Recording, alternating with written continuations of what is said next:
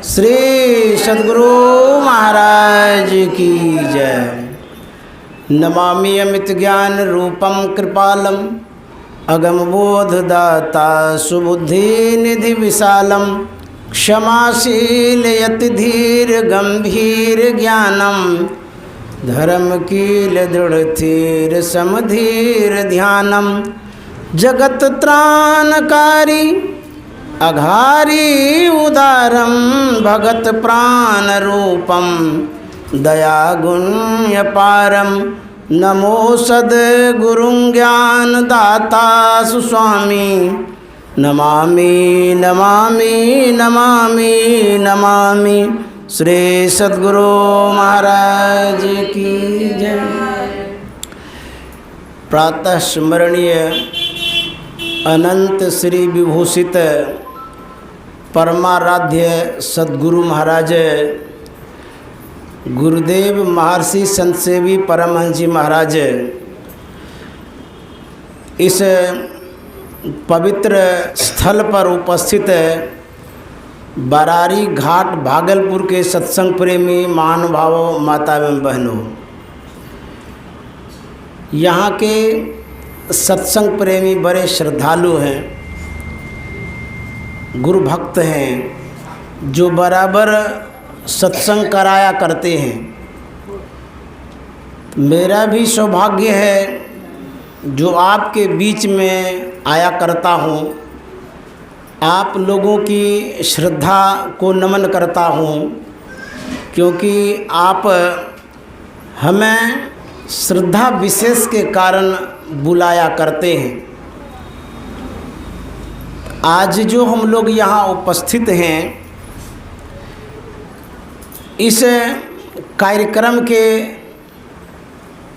मुख्य आयोजक हैं शिरोमणि देवी। उनकी जो माँ है स्वर्गीय भूखो देवी और आदरणीय स्वर्गीय लक्ष्मी यादव बाबू, जिनके आवास पर हम लोग सत्संग कर रहे हैं। ये जो माता जी हैं, मैं श्रद्धांजलि अर्पित करता हूँ।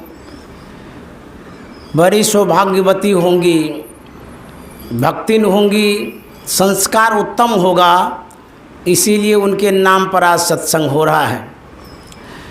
उनका श्राद्ध कार्यक्रम का उपलक्ष्य है, समय है, जिस पर सत्संग करा रहे हैं। तो माता जी ने पुण्य क्या होगा, धर्म क्या होगा, इसीलिए उनके नाम पर यहाँ सत्संग हो रहा है। हम आप यदि विचार करेंगे तो पता चलेगा कि श्राद्ध का कार्यक्रम तब होता है जब किसी न किसी व्यक्ति की मृत्यु होती है, कोई न कोई मर जाता है, तभी श्राद्ध करते हैं। श्राद्ध शब्द जो है वो श्रद्धा से किया जाता है। श्रद्धा से आप सत्संग कर सकते हैं, पूजा कर सकते हैं, पाठ कर सकते हैं, पंडित को बुला करके कर्मकांड कर सकते हैं। श्रद्धा से लोग जो करते हैं उसको श्राद्ध कहते हैं। तो हम लोग श्रद्धा से सत्संग कर रहे हैं। उनकी जो बेटी है माता जी की शिरोमणि देवी, उनका भी संस्कार अच्छा है।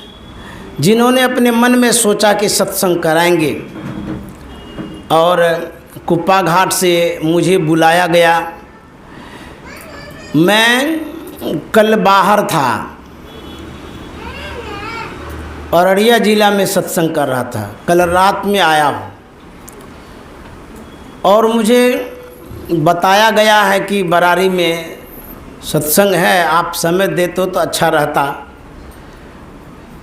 मैंने भी सोचा कोई बात नहीं है, सत्संग कर देंगे, जबकि आज रविवार है। कुप्पा घाट भागलपुर में तो साप्ताहिक सत्संग होता ही है, सैकड़ों आदमी आते हैं। जहाँ जहाँ सत्संग आश्रम है, आज के दिन विशेष रूप से सत्संग होता है, सब कोई सत्संग आश्रम जाते हैं। मैं यहाँ इसलिए आ गया कि आप बगल में हैं, बरारी में हैं, तो मेरे पास सुबह का जो समय है उस समय को हम आपके कार्यक्रम में दे रहे हैं। बगल में होने के कारण इसीलिए लाभ आपको मिल रहा है। यदि दूर होते तो शायद हम इस समय सत्संग करने नहीं आते। तो यह भी एक संयोग है, संयोग से ही यह समय मिल गया। तो हम लोग गुरु महाराज के वचनों को सुन रहे थे, उनके अनुभव को सुन रहे थे, उनके विचारों को जान रहे थे। गुरु महाराज का जो उपदेश है पद्य में जो आप लोगों ने सुना, गुरु महाराज कहते हैं, मास आसीन जगत बासीन चेत चित में लाइए, जीवनो थोड़ो है क्यों जगत में गफिलाइए। ये संतों का अनुभव है, इसलिए उनके बातों को गौर से सुनिए, ध्यान से सुनिए, एकाग्रता पूर्वक सुनिए कि संत कह क्या रहे हैं, गुरु महाराज क्या कह रहे हैं। हम लोग जानते हैं एक साल में 12 महीना होता है। 12 महीना का वर्णन आप लोग सुन चुके हैं। गुरु महाराज ने आश्विन मास से महीना का प्रारंभ किया है गिनती में। यहीं से महीना प्रारंभ हो रहा है। तो 12 महीना में पद लिखे हैं गुरु महाराज। उस बरमासा को किस तरह से गुरु महाराज ने सजाया है, उस पर अपना विचार प्रकट किया है, यही गौर करने की बात है। गुरु महाराज कह रहे हैं, मास आसीन जगत बासीन। ऐ संसार के लोगों, संसार में बसने वाले संसार के लोगों, सुनो, चेत चित्त में लाइए, सावधान हो जाओ, चेत जाओ। कोई दुर्घटना होने वाली होती है, किसी व्यक्ति को पता होता है तो आपको जरूर सावधान करता है। अच्छा, सावधान वही करता है जो आपका हितैषी है, अपना है। नहीं तो दूसरा आदमी क्या सोचेगा, जाने दीजिए, भले जीप के नीचे दब जाएगा, भले गड्ढा में गिर रहा है, मरने दीजिए। तो जो पढ़ाया आदमी होता है वो आपका हित नहीं सोचेगा, आपके लिए कभी नहीं सोच सकता है। जो अपना होता है, यदि कुआं आगे में है, अंधकार है, तो सावधान कर दे, उधर मत जाइए, अरे उधर कुआं आ गिरिए जाइएगा। अपना आदमी जो है वही सावधान करते हैं, सचेत करते हैं। तो गुरु महाराज जीव कल्याण के लिए आए हैं। जीव हित आप ही आवे, सुरत को आए तारा है। संत जो आते हैं जीव कल्याण के लिए आते हैं, हित के लिए आते हैं। जितना प्राणी है इस संसार में, सबका वो हित चाहते हैं, सबका भला चाहते हैं, लाभ चाहते हैं। इसीलिए सबके हित की बात वो करते हैं। इसीलिए गुरु महाराज ने कहा जगत बासिन, जगत मन संसार, संसार में जितने बसने वाले हैं, रहने वाले हैं, सबको सावधान करते हैं, सुझाते हैं, बताते हैं, चेत चित्त में लाइए। क्या कह रहे हैं गुरु महाराज? कहता चेतो और चित्त में धारण करो, हृदय में इस बात को लिख लो। क्या? जीव नो थोरो है क्यों जगत में गफलाइए। गुरु महाराज कहते हैं, माताएं लोग जो हैं उसको हम लोग यही कहते हैं, गांठ बांध लीजिए आंचल में। पुरुष वर्ग को कहते हैं कि आप हृदय में लिख लीजिए। तो वही गुरु महाराज कहते हैं, चेत चित्त में लाइए, चित्त में इस बात को उतारिए, अटा लीजिए, बैठा लीजिए कि जीव नो थोरो है क्यों जगत में गफलाइए। आज हम लोगों के बीच में जो भूखो देवी माता जी हैं नहीं हैं, कहाँ चली गई? पांच भौतिक शरीर का परित्याग करके इस संसार से चली गई, अपने कर्म के अनुरूप स्थान में गई। उनका जैसा कर्म होगा, जैसा उन्होंने जीवन पर्यंत किया, तदनुरूप वो अपने लोक में गई। शरीर छोड़ के चली गई, संसार छोड़ के गई है। घर, परिवार, कुटुंब, समाज सबको उन्होंने छोड़ा। तो गुरु महाराज कहते हैं जब आपके परिजन सब कुछ छोड़ के चले गए, तो जो आपके परिवार बचे हुए हैं, क्या वो कुछ लेके जाएंगे? उनके साथ कुछ जाएगा? कबीर साहब ने कहा है, खाली हाथ आए हैं, खाली हाथ जाएंगे।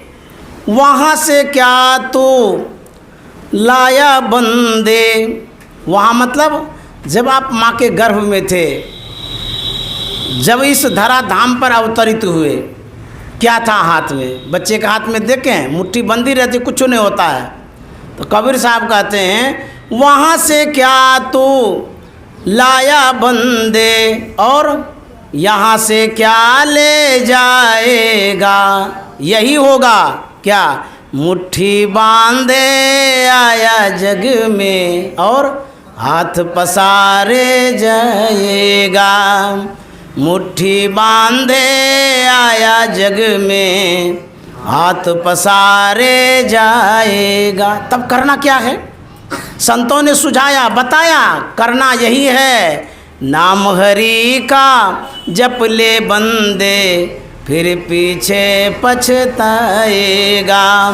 नाम हरि का जप ले बंदे, फिर पीछे पछताएगा। यही एक सहारा है। नाम एक अवलंब है, नाम नाव है। गोस्वामी जी ने लिखा है, राम जपू राम जपू राम जपू बाबरे, राम जपू राम जपू राम जपू बाबरे, घोर भव नीर निधि नाम निज नाव रे, घोर भव नीर निधि नाम निज नाव रे, राम जपू राम जपू राम जपू। ये जो भगवान का नाम है, जो संतों ने सुझाया है, कहता वह नाम, वह शब्द नाव है। जैसे पहले बरारी घाट से उस पार जाते थे तो नाव से पार होते थे। अच्छा, दूसरे के नाव पर आप जब पार होते थे तो नाविक जब चाहता था तब पार करता था, आप अपने मन से पार नहीं हो सकते थे। बहुत आदमी नाव पर बैठता है ना तो उकताने लगता है, जल्दी खोलिए ना, अब क्या आशा देखते हैं, अब तो बहुत देर हो गया, हमको पार जाना है।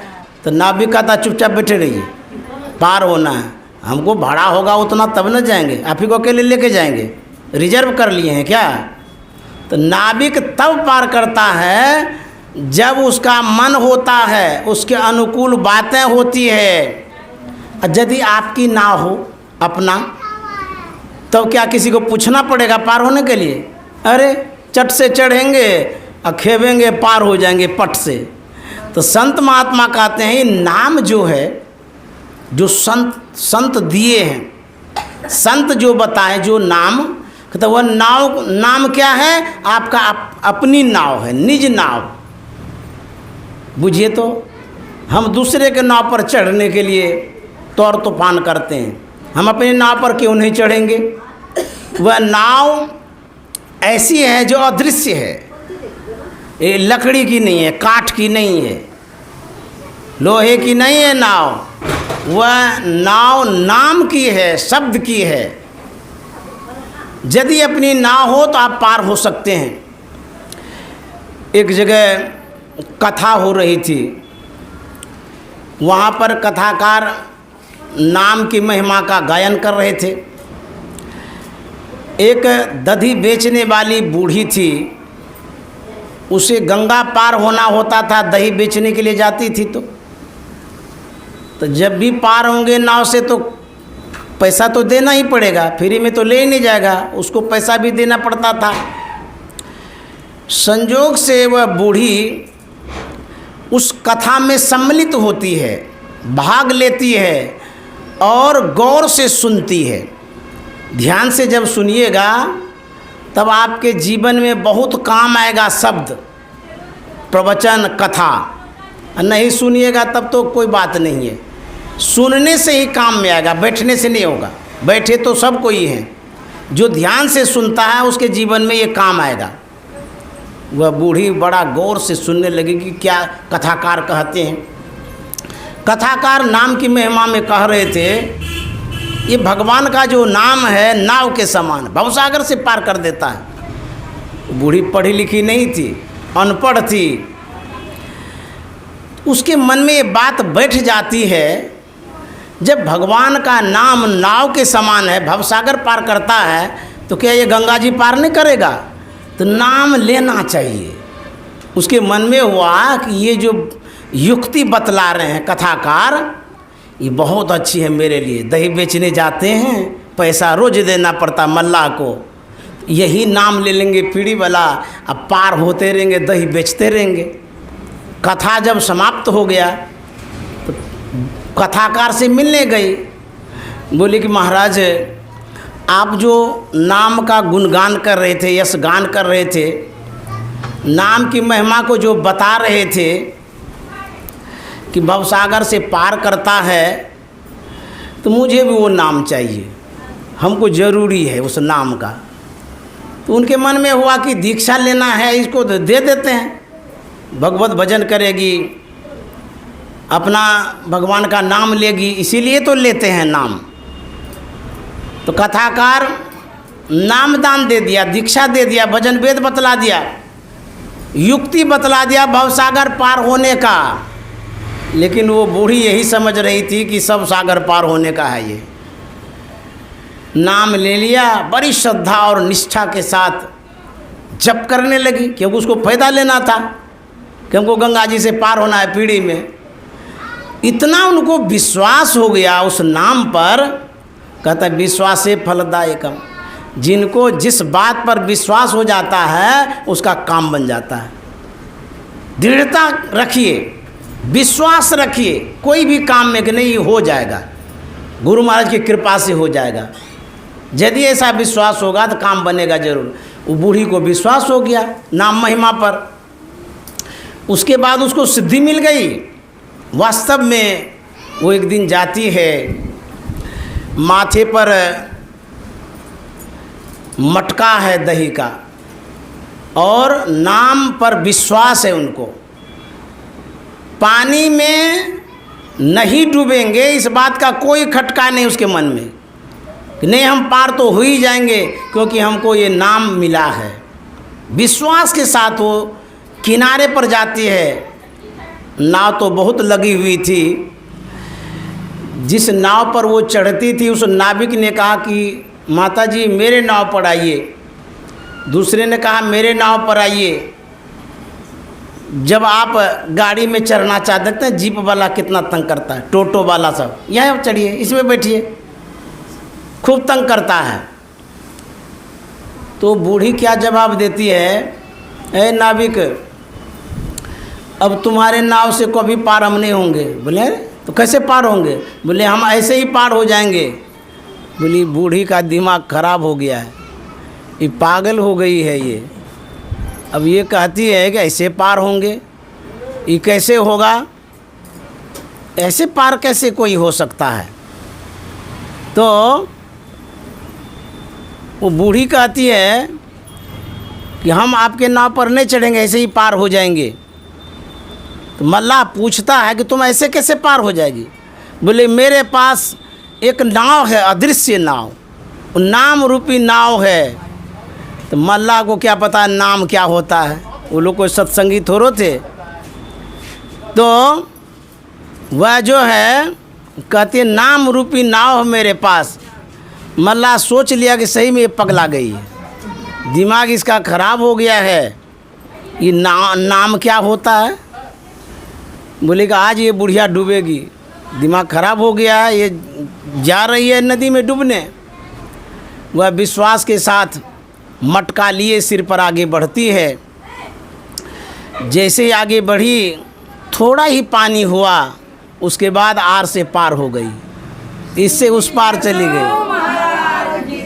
जब उस पार चली गई तो नाविक ने देखा ये क्या गजब हो गया, अनर्थ हो गया, ये तो बड़ा चमत्कार हो गया। ये बूढ़ी को कौन सी सिद्धि मिल गई, कौन शक्ति है इनके पास, ये तो पैदल ही पार हो गई, ये कैसे हो गया। सब हल्ला कर दिया कि देखिए ऐसे ऐसे ये बूढ़ी पार हो गई है। बातें फैलते फैलते बहुत दूर तक फैल गई। कथाकार को भी पता चल गया, क्योंकि कई दिन का कथा का कार्यक्रम था, तो उसको जो पता चल गया उनको बड़ा आश्चर्य लगा। बोला लोग सब ऐसे ही बोलता है कि झूठ साच करता है। तो उनके मन में हुआ कि बात जाने, आखिर बात क्या है, सब लोग ऐसे बोल रहा है। बूढ़ी को बुलाया गया, पूछा गया कि अरे तुम्हारे विषय में सुनते हैं कि तू ऐसे ही पार हो जाती है, नाव पर नहीं चढ़ती है। बोला हाँ महाराज ऐसे ही हम पार हो जाते हैं। बोले ये कैसे हो सकता है। बोले कहीं ये कैसे हो सकता है, आप ही तो नाम दान दिए हैं, आप बोले ना कि इससे भवसागर पार हो जाता है भगवान का नाम लेने से, इसीलिए हम इससे पार हो जाते हैं। नाम लेत भव सिंधु सुखाई, सुजन विचार करहु मन माही। नाम लेने से भवसागर सूख जाता है। तो बोले कि ये तो हम ऐसे ही कह दिए थे, तू कैसे गंगा पार कर जाती है। बोले कि आपको विश्वास नहीं तो चलिए हम पार करके दिखाते हैं। बोले सच में। बोले हाँ। तो कथाकार पीछे पीछे गया, बूढ़ी आगे आगे जा रही थी। जब किनारे में गई तो बूढ़ी ने कहा कि मेरे साथ आप चलिए। बोले ना बाबा हम नहीं जाएंगे, बाप रे बाप हम तो डूबे जाएंगे। बोले कि बड़ा आश्चर्य है, आप ही तो नाम बताए हैं और कहते हैं डूब जाएंगे, आप ही बताए और आप डूबेंगे कैसे, आप ही से तो हम लिए हैं नाम दान। बोले नहीं नहीं हम नहीं जाएंगे, तुम दिखा दो जा कर के। तो कहते ठीक है हम दिखा देते हैं। बूढ़ी निधड़क जाने लगी और कथाकार का दिल धड़कने लगा कि पता नहीं डूब जाएगी क्या होगा। जाते जाते इस पार से उस पार चली गई। उस कथाकार ने कहा गुरु गुर, चेला चीनी हो गया। बाप रे बाप हमने नाम दान दिया, हमको इतना विश्वास नहीं इस नाम पर, लेकिन इसको कैसे विश्वास हो गया कि ये सच में अपने जीवन में उतार लिया। अब भवसागर से पार हो गई, नदी पार कर गई। उसी तरह से कहते नाम जो है यदि उस पर विश्वास होगा तो ज़रूर पार करेगा। तो हम लोगों को भी चाहिए कि गुरु महाराज की बातों पर विश्वास करें। तो गुरु महाराज कहते हैं ऐ संसार के लोगों, संसार में जीना बहुत कम होगा, थोड़ा सा होगा, इसीलिए गफलत में मत रहिए कि आज करेंगे कि कल करेंगे। पल में परलय होएगा, बोहरी करेगा कब। कल पर मत टालिए कि कल हम करेंगे, कल किसी के जीवन में आया ही नहीं है। जैसे सवेरा होगा तो कल ही न होगा, दूसरा दिन होगा फिर कल हो जाएगा, फिर कल होगा, आज ही रहता है, कल आता ही नहीं है। ये कल पर कोई काम नहीं छोड़ना चाहिए। शुभस्य शीघ्रम, शुभ काम को शीघ्र कर लेना चाहिए। यही गुरु महाराज कहते हैं। सुकृत कर ले, नाम सुमर ले, को जाने कल की, जगत में खबर नहीं पल की। क्या करना है, शुभ कर्मों को कर लीजिए। अभी जो हम लोग कर रहे हैं यही शुभ कर्म है। नाम सुमर ले, भगवान का जो नाम लेते हैं शुभ कर्म है। सत्संग करना शुभ कर्म है, ध्यान करना शुभ कर्म है, परोपकार करना शुभ कर्म है। कहते हैं जो शुभ काम हो उसको शीघ्र कर लेना चाहिए। यदि टाला टूली करेंगे इतनी देर हो जाएगी, अब पछताए होत क्या, चिड़िया चुग गई खेत। ऐसी नौबत ना आवे, इसीलिए संत महात्मा कहते हैं जो कुछ करना हो आज करो, कल पर मत भरोसा रखो। कल का सूरज हम देख सकेंगे कि नहीं देख सकेंगे, संशय है। कल हम यात्रा कर सकेंगे नहीं कर सकेंगे, संशय है। कल हम किसी से बात कर सकेंगे कि नहीं कर सकेंगे, संशय है। जो कुछ भी करना हो आज कर लो, क्योंकि काल अचानक मारसी ज्योति तर को बाद, अचानक मृत्यु हो जाती है। अब मृत्यु का कारण कोई नहीं बता सकता। किस कारण से हमारी मृत्यु होगी किसी को पता नहीं है, अचानक मृत्यु होगी, आप सोच भी नहीं सकते हैं। हार्ट अटैक हो जाएगा, रात में मर गए, कहीं जा रहे थे पैर फिसल गया, इतने जोर से गिरे कि सांसें बंद हो गई। कोई गाड़ी वाला अचानक आकर के पीछे से धक्का मार देता है, उसमें आपका सर फूट गया, मर गए। कोई बदमाश गोली चला रहा था दूसरे पर, आपको लग गया, गए काम से।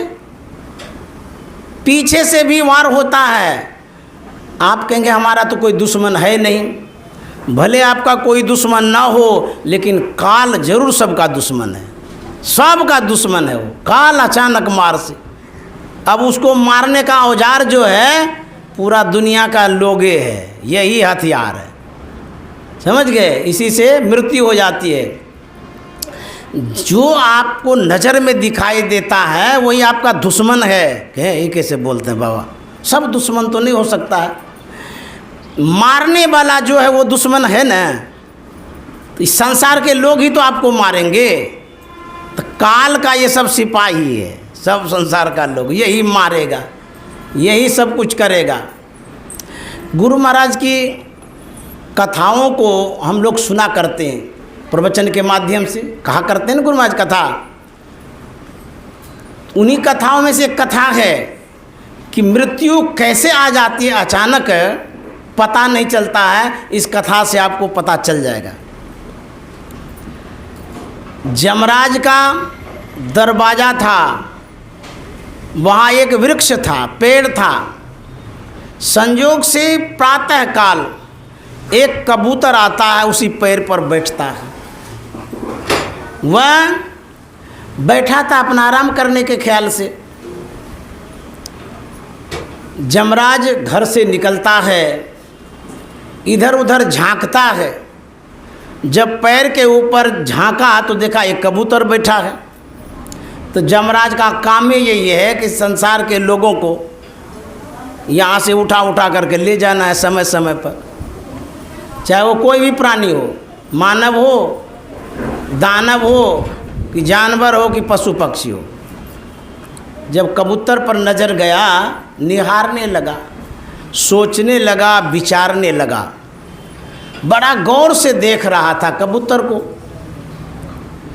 कबूतर की नज़र पड़ती है जमराज पर। अब जमराज किसी को देखे तो ऐसे ही डर लग जाएगा, बाप रे बाप क्यों देख रहा है। मान लिया जाए आपके गांव समाज में एक खूंखार कोई बदमाश है, यदि आपके सामने में खड़े होकर के आपको गौर से देखने लगे, थरथराने लगेगा, बाप रे बाप क्यों देख रहा है, मार तो नहीं देगा। वो कुछ नहीं बोल रहा है, फिर भी आपको डर लग रहा है। जानते हैं, कबूतर डरने लगा, थरथर करने लगा। संजोग से एक चिल्ल आता है, उसी कबूतर के पास बैठता है। डरते हुए कबूतर से चिल्ल आश्चर्य से पूछता है कि भाई तुम डर क्यों रहे हो, बात क्या है, थर थर कर रहे हो, कोई कौन चीज़ का डर है तुमको। कबूतर कहता है, देखते हैं जमराज को, गहरी निगाह से देख रहा है, एकटक देख रहा है, पता नहीं आज हमारा क्या अनहोनी होने वाला है, हो सकता है हमारी मृत्यु हो, कुछ भी हो सकता है। जमराज किसी को इस तरह से देखे तो क्या होगा भगवान ही जाने।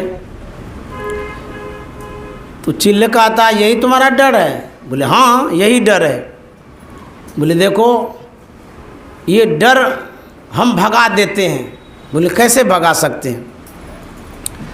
बोले कि हम इतना दूर तुमको छोड़ देंगे कि जमराज का लकरनाना भी वहाँ नहीं पहुँच सकता है।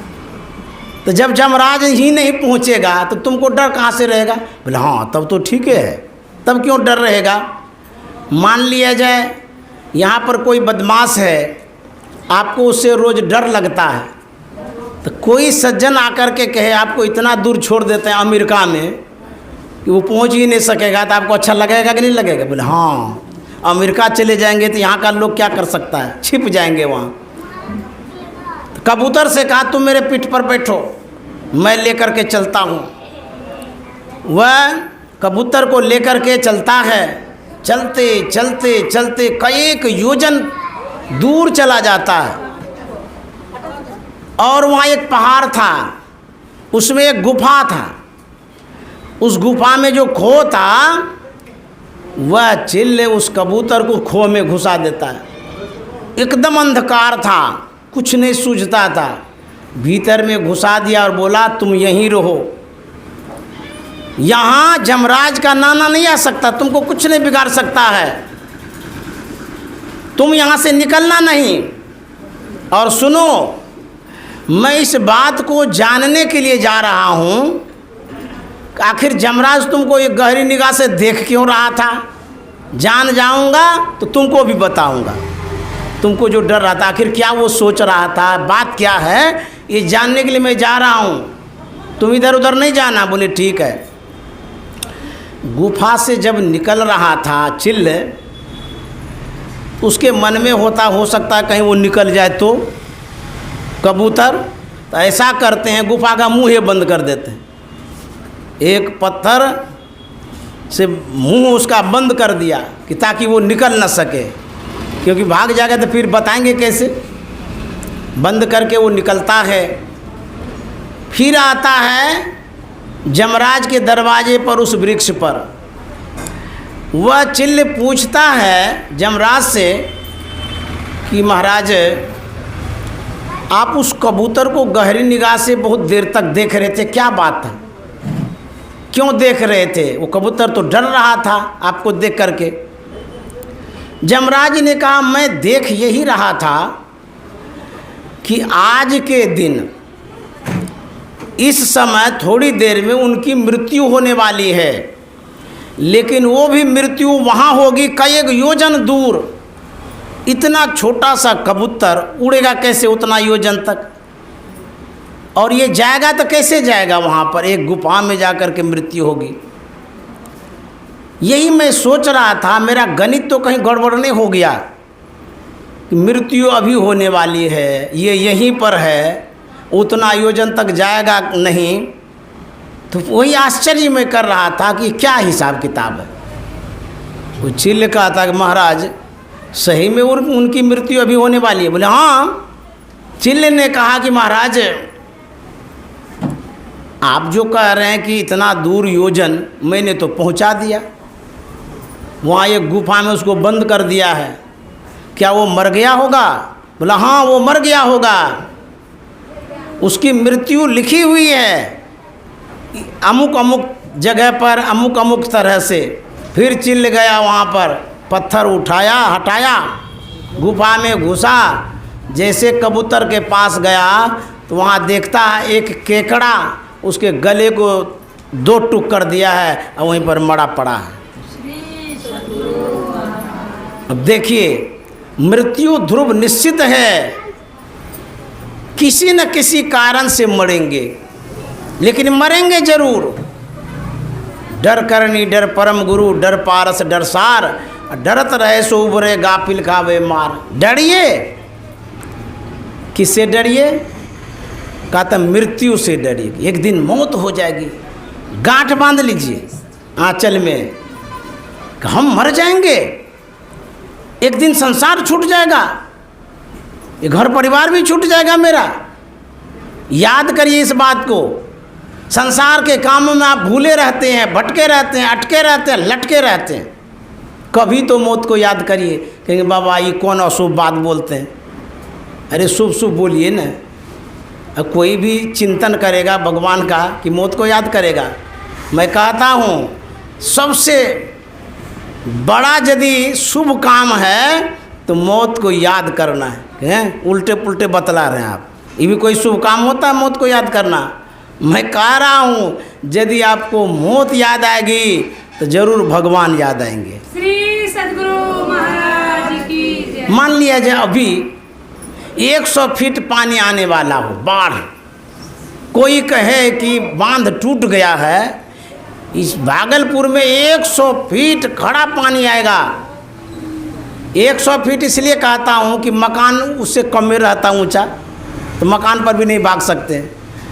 अच्छा ये बतलाइए, जब 100 फीट पानी आएगा अभी थोड़ी देर में, क्या रुपया को याद करिएगा, बेटा को याद करिएगा, बैंक बैलेंस याद करिएगा, या बकाया उकाया लेने जाइएगा? हैं? कौन काम करिएगा? कहिएगा भगवान हमको बचाओ, रक्षा करो। तो मौत को याद करने से भगवान याद आता है ना।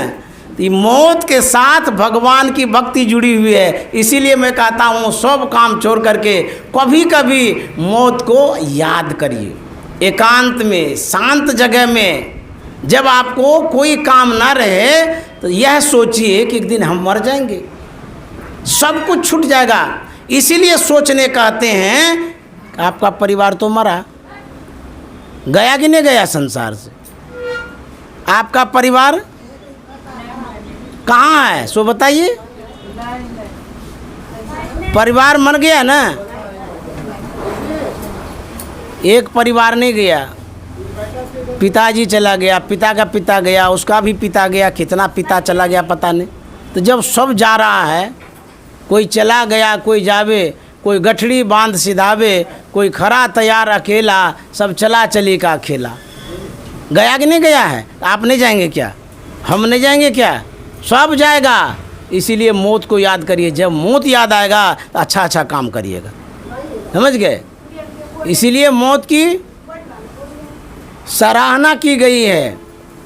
डरना चाहिए, मौत से डरना चाहिए। और किसी से डर लगे या न लगे, मौत से ज़रूर डरना चाहिए। इसीलिए संत महात्मा कहते हैं कि यदि मौत से डरेंगे सब काम सुधर जाएगा। तो गुरु महाराज कहते हैं ना भयो जग काहू को, कितनों को अपनों कियो, करी जतन जो यही त्याग्यो, शांति सुख सोही लियो। करी जतन जो यही त्याग्यो, शांति सुख सोही लियो। ना भयो जग काहू को, कितनों को अपनों कियो, करी जतन जो यही त्याग्यो, शांति सुख सोही लियो। गुरु महाराज कहते हैं ना भयो जग काहू, इस संसार किसी का नहीं हुआ है। कहेंगे कैसे नहीं हुआ है? जितना परिवार है, कुटुंब है, समाज है, सब तो हमारा हुआ है अपना। यदि सब आपका अपना है ये है तो छोड़ता क्यों, बिछुड़ते क्यों हैं? छोड़ के क्यों चला जाता है? छोड़ के क्यों जाता है यदि आपका अपना है तो? कहते ये संसार किसी का नहीं हुआ ना होगा। एक बूढ़ा था, कई पोता पोतियाँ उनके पास था। तो बूढ़ा बीमार हो गया, बड़ा चिड़चिड़ा हो गया। जब कमजोरियाँ आती है शरीर में, मन चिड़चिड़ा हो जाता है। जिसमें विशेष वजन होता है उसमें आवाज़ नहीं होती है। जैसे मान लिया जाए पहाड़ है, उसको ठोकिए तो उसमें आवाज़ आएगी, घैला को ठोकिए तो उसमें आवाज़ आएगी। कमज़ोर है ना वो। उसी तरह से शरीर में पौष्टिकता की जब कमी होती है, न्यूट्रिशन की जब कमी होती है, शरीर में झुर्रियाँ पड़ने लगती है। हमारा जो शरीर का पार्ट है कमज़ोर हो जाता है। शरीर का जो सिस्टम है बहुत कमज़ोर हो जाता है। तो जब शरीर कमज़ोर होता है, मन भी कमज़ोर हो जाता है। मन भी साथ नहीं देता है, बुद्धि भी साथ नहीं देती है। शरीर जब साथ नहीं देता है तो मन, बुद्धि, चित्त, अहंकार सब विपरीत हो जाता है। मन विक्षिप्त हो जाता है, चिड़चिड़ा हो जाता है, गुस्सा भी आता है। वृद्ध व्यक्ति को देखिएगा, प्रायः ऐसा सुनने को मिलता है, बूढ़ा बहुत गुस्साता है, बड़ा चिड़चिड़ा है। आप उस पर गौर नहीं करते चिड़चिड़ा क्यों हुआ, गुस्सा क्यों होता है। बूढ़ा आदमी जो होता है उसको अभाव खटकता है, हमको मानेगा कि नहीं मानेगा, खिलाएगा कि नहीं खिलाएगा। उसकी बुद्धि कमज़ोर हो जाती है, वो ठीक से सोच नहीं पाता है। मन में होता है कि हम मांगते हैं पानी तो देर से देता है। बर्दाश्त की क्षमता घट जाती है बूढ़े को, इसीलिए गुस्सा करता है। यदि उसको बढ़िया से खिलाइएगा, बढ़िया से मानिएगा, बच्चा की तरह, देखिए वो खुश रहेगा, उसको लगेगा कि नहीं हमको मानता है। तो जो वृद्ध व्यक्ति हैं उनकी प्रचुर मात्रा में सेवा होनी चाहिए, पर्याप्त मात्रा में देखरेख होनी चाहिए, और जो पौष्टिकता की कमी है उसकी विशेष रूप से आपूर्ति होनी चाहिए, तब वो ठीक रहेगा। गाड़ी पुरानी हो गई, खराब हो रही है, नट बोल्ट ढीला हो गया है, उसको खूब जोतते रहिएगा उभर खाबर में, तो चौमौने करेगा कि उसको जाके गैरेज में ठीक कराइएगा। बहुत आदमी होता है कि नई गाड़ी है खराब हो गई, खूब जोत दो, इसको तोड़ ताड़ दो। उसी तरह से बूढ़ा शरीर जो है पुरानी गाड़ी के समान है, हड्डी कमज़ोर, चमड़ा कमज़ोर, दांत कमज़ोर, आँख कमज़ोर, कान कमज़ोर, मस्तिष्क कमज़ोर, बुद्धि कमज़ोर, सब तो कमज़ोरे है। तो आवाज़ तो हेबे करेगी गड़बड़ वाला। जो पोता पोती आता था ना, गुस्सा जाता था, भागो यहाँ से, हमारे पास क्यों आता है, हल्ला करते रहता है। बहू को बड़ा बुरा लगा कि देखिए कैसा ये बूढ़ा है, अपने पोता पोती को भी डांटते रहता है, इसके दिल में दया नहीं है। अपने पति से वो कहती है कि देखिए ना पिताजी है ना बड़ा चिड़चिड़ा हो गया है, हमारे बच्चे को नज़र से देखना भी नहीं चाहता है, फूटी आँख से देखता है, गुस्सा जाता है। अब बच्चा है, थोड़ा बहुत गलत करता है, उसको प्यार से प्रेम से रखना चाहिए, वो बहुत बिगड़ता है। तो लड़का ने कहा तो क्या करना चाहिए। बहू कहती है कि बूढ़ा को 3 मंजिला में दे दीजिए, वहाँ पर अपना पड़ा रहेगा। तो बोले देख रेख कैसे होगा। बोले देख रेख होगा, एगो घंटी दे दीजिए और उसको बता दीजिए जब आपको ज़रूरत पड़े घंटी टनटना दीजिएगा, तो हम लोग देख रेख करने जाएंगे, खाना पीना दे देंगे समय पर। विपरीत बात जल्दी जचती है, अटती है दिमाग में। यदि शिकायत करेगा ना कोई, उसको जीवन भर याद रखिएगा। किसी का शिकायत, बूढ़ा बूढ़ा बात यदि बताएगा दूसरे के विषय में, वो भूलवे नहीं करिएगा, अमिट हो जाता है दिमाग में। और सत्संग की बात यदि सुनाएगा ना, घर जा कर के पूछेंगे की सुन लो, बाबा तो बढ़िया बढ़िया बोल रहे लेकिन याद नहीं चाहिए। लेकिन बहू और सास की यदि कोई शिकायत कर दिया यहाँ पर, हाँ अरे राम ये कह रहे वो कह रहे, हमारा तो एकदम याद भै गए। ले गलत बात याद रखते हैं और सही बात को भुला जाते हैं। तो बेटा के मन में बात जच गया, नहीं बूढ़ा को एकांत में दे देते हैं, अपना पड़ा रहेगा। देखिए संसार में क्या क्या होता है वही बता रहे हैं। ऊपर में एक खाट दे दिया, बूढ़ा को बोला बाबू कर रहिए, और जब जब जरूरत पड़ेगा ना ये घंटी दे देते हैं, इसको बजा दीजिएगा, हम लोग आ जाएंगे देखने के लिए। अब कमज़ोर आदमी क्या करेगा, अब जो जो बेटा कहेगा मानना ही पड़ेगा। बोले ठीक है। ऊपर में रहने लगे, वो घंटी बजाता था, फिर यहाँ से कोई न कोई जाकर के खाना पीना सब पहुँचा जाते थे। 1 दिन हो गया, 2 दिन हो गया, कई दिन हो गया, चलने लगा ये सब। एक दिन की बात है, बूढ़े की जो बेटी है ससुराल से आती है देखने के लिए, मिलने के लिए, और साथ में जो बच्चा था उसको भी ले आया। गया ऊपर में मिलने के लिए, बच्चा भी गया। पिताजी से बात करने लगी वो। इधर ये बाप और बेटी बातचीत करने में लगे हुए हैं, और जो छोटका नन्हा मुन्ना बच्चा था ना, वो घंटी लेकर के खेलने लगा। खेलने तो लगा, खेलते खेलते नीचे आ गया। नीचे आ गया, कहाँ फेंका क्या किया वो घंटी का पता ही नहीं। बेटी मिल उल करके वो चली गई बच्चे को लेकर के। अब बूढ़ा के पास घंटी तो है नहीं, अब बजाएंगे क्या। अब बूढ़ा आ भी नहीं सकता है नीचे, आवाज़ भी नहीं आएगी उतने दूर से, कमज़ोर बूढ़ा। सुबह से शाम हो गई, बूढ़ा सोचने लगा घंटी कहाँ है, पते नहीं कहाँ गई घंटी, कौन लिया, क्या हुआ। किसी को कहेंगे कैसे, वो तो अकेले पड़ा हुआ है। देखिए आप भी तो बूढ़े होंगे, मान लीजिए हमारे पिताजी बूढ़े हैं तो हम बूढ़े नहीं होंगे, हम भी तो बूढ़े होंगे। कल्पना करिए यदि आपको भी उसी स्थिति में डाल दिया जाएगा, आपका बेटा यदि उसी स्थिति में डाल देगा तब क्या होगा, कितना दुख महसूस करेंगे। सुबह से शाम हो गया, बहू के मन में हुआ कि बेटा गया होगा खाना देने के लिए, अब बेटा के मन में हुआ कि हमारी पत्नी गई होगी खाना देने के लिए, कागली को जाएगा वहाँ खाना देने। सुबह हुआ, दूसरे दिन भी कोई नहीं गया, 2 दिन का भूखा बूढ़ा राम नाम सत्य हो गया, मर गया।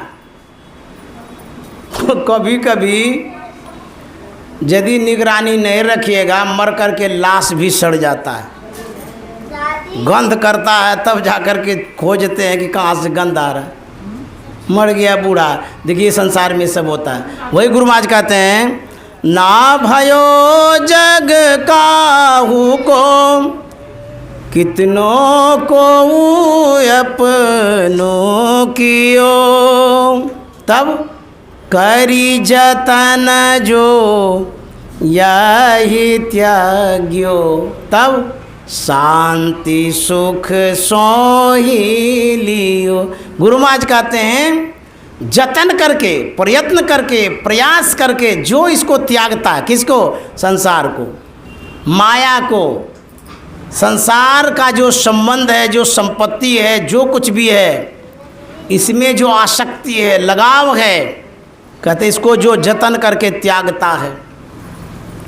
गुरु महाराज ने लिखा है, हे प्रेम रूपी सतगुरु, प्रेमी मुझे बना दो, प्रेमी मुझे बना दो। हे गुरुदेव हमको प्रेमी बना लीजिए, अर्थात फ्रेंड बना लीजिए, दोस्त बना लीजिए, हमको मित्र बना लीजिए। लोग दोस्त मित्र बनाता है, गुरु महाराज कहते हैं हमको प्रेमी बना दीजिए। हे प्रेम रूपी सतगुरु, प्रेमी मुझे बना लो। क्यों गुरु महाराज कहते हैं कि हमको प्रेमी बना लीजिए? अच्छा, कोई भी दोस्त क्यों बनाता है? हेल्प के लिए, सहयोग के लिए, मदद के लिए, कुछ पाने के लिए।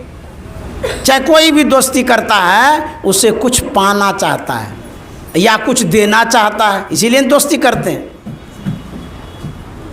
हम लोगों की जो दोस्ती हुई है इसमें लाभ क्या मिलता है? जब फ़ोन करते हैं यहाँ आ जाते हैं, यही ना लाभ मिला। उसी तरह से दोस्त बनाना चाहिए। गुरु महाराज कहता है, हे प्रेम रूपी सतगुरु, प्रेमी मुझे बना दो। क्यों प्रेमी बनाने के लिए कहते हैं? इसलिए नर नारी रूप सारे, मन मोह जो हमारे, मन मोह जो हमारे। और क्या होता है? आकर सी प्रेम लेवे, इनसे मुझे छुटा दो। आकर सी प्रेम लेवे, इनसे मुझे छुटा दो। इसलिए हे प्रेम रूपी सतगुरु, प्रेमी मुझे बना। हे गुरुदेव, ये जो नर नारी है, जो परिवार है, कुटुंब है, समाज है, इसमें आकर्षण होता है, खिंचाव होता है, उसी ओर मन चला जाता है, उसी में मेरा मन अटक जाता है, लटक जाता है। इससे हमको छुड़ा दीजिए और आप अपना प्रेमी बना लीजिए। ये सब दोस्त सब ठगने वाला है। ये ठगवा नगरिया लूटल हो, ठगते ही रहता है। इसीलिए इस ठग से हम दोस्ती नहीं करेंगे। हम लोग जब बच्चे थे, पढ़ते थे स्कूल में, जो गुपचुप खिलाता था उसी से दोस्ती करते थे। अब बुझिए, ये गुपचुप खाने वाला दोस्त बनता था, और जब नहीं खिलाता था तो छोड़ देते थे दोस्ती। ये सब ठग वाला दोस्त है। तो गुरु महाराज कहते हैं हमको प्रेमी बना लीजिए, दोस्त बना लीजिए। गुरु भी दोस्त होता है, पिता माता भाई बंधु भी दोस्त होता है, परमात्मा भी दोस्त होता है। तो यदि दोस्ती करनी है तो गुरु से करिए, परमात्मा से करिए, वो ठगेंगे नहीं और वो क्या करेंगे, अपनी ओर ले जाएंगे, सिखाएंगे, समझाएंगे, उस ओर बढ़ाएंगे। इसीलिए गुरु महाराज कहते हैं प्रेमी मुझे बना लो, आकर्षि प्रेम लेवे। तो गुरु महाराज कहते हैं जतन पूर्वक। तो जतन कैसे करेंगे, आपको यदि पता नहीं है तो संत सदगुरु से युक्ति सीखनी पड़ेगी, तरीका लेना पड़ेगा, भेद लेना पड़ेगा। इसको जतन कहते हैं, युक्ति, तरीका। गुरु महाराज कहते हैं ना भयो जग काहू को कितनों को अपनों कियो, करी जतन जो याहि त्याग्यो। अपने से यदि छोड़िएगा ना तो नहीं छोड़ सकिएगा संसार को। बिना युक्ति से संसार को नहीं छोड़ सकते हैं, युक्ति के द्वारा छोड़ेंगे। क्यों? शरीर से तो संसार को नहीं छोड़ेंगे, मन से छोड़ेंगे। मन जड़ है, वो गड़ गया है धन संपत्ति परिवार में। तो जो गड़ा हुआ है उसको उखाड़ने के लिए तरीका न चाहिए। कहीं सोना गड़ा हुआ है, उसको उखाड़ने के लिए औजार चाहिए, हथियार चाहिए। उसी तरह से मन गड़ा हुआ है संसार में, परिवार में, कुटुंब में। गुरु युक्ति के द्वारा इसको वहाँ से उठा सकते हैं, निकाल सकते हैं। करी जतन जो याहि त्याग्यो। यदि आप संसार का त्याग करते हैं तब क्या होगा, कहते शांति सुख सो ही लियो। आप ही को शांति मिलेगी, सुख मिलेगा। अन्यथा जो संसार में गड़े हुए रहेंगे, मन को गड़ा के रखेंगे, उसको कभी सुख नहीं मिलेगा। इसीलिए गुरु महाराज ने कहा कि अपने जीवन को सत्संग और ध्यान में लगाइए। जब तक ध्यान में नहीं लगाएंगे तब तक सुख और शांति नहीं मिलेगी। श्री सद्गुरु महाराज की जय। मैं यहीं पर वाणी में विराम देना चाहूँगा और पुनः एक बार मैं जो स्वर्गीय भूखो देवी है, जिनके श्राद्ध कार्यक्रम पर मुझे बुलाया गया है, श्रद्धांजलि अर्पित करता हूँ। वो जहाँ भी हों, अच्छे स्थान में हों, शांति से हों, यह गुरु माँ से प्रार्थना करते हैं। उनके परिजन ने जो बुलाया, सत्संग कराया, उनकी जो बेटी है शिरोमणि देवी, उन्हें भी बहुत बहुत धन्यवाद, क्योंकि इतना प्रयत्न पूर्वक सत्संग कराया। वो भी सुख शांति से रहे। और आप लोग जो बरारी के विशेष सत्संग प्रेमी एकत्रित हो पाए, यह आपने बहुत बड़ा उपकार किया। लोगों के आने से शोभा बढ़ती है, अच्छा लगता है। समाज में यदि एक दूसरे के पास आप पहुंचते हैं तो समाज के लोग बड़े खुश होते हैं कि नहीं, हमारे यज्ञ में आए थे। तो आप जो इसके यज्ञ में आए, ये लोग भी खुश हैं। तो आप लोगों को भी बहुत बहुत धन्यवाद, आपने इतने देर तक का समय दिया। इसीलिए गुरु महाराज की कृपा हो, आपकी भक्ति बढ़े, श्रद्धा बढ़े। तो मैं इन्हीं शब्दों के साथ वाणी में विराम दे रहा हूँ। श्री सद्गुरु महाराज की जय।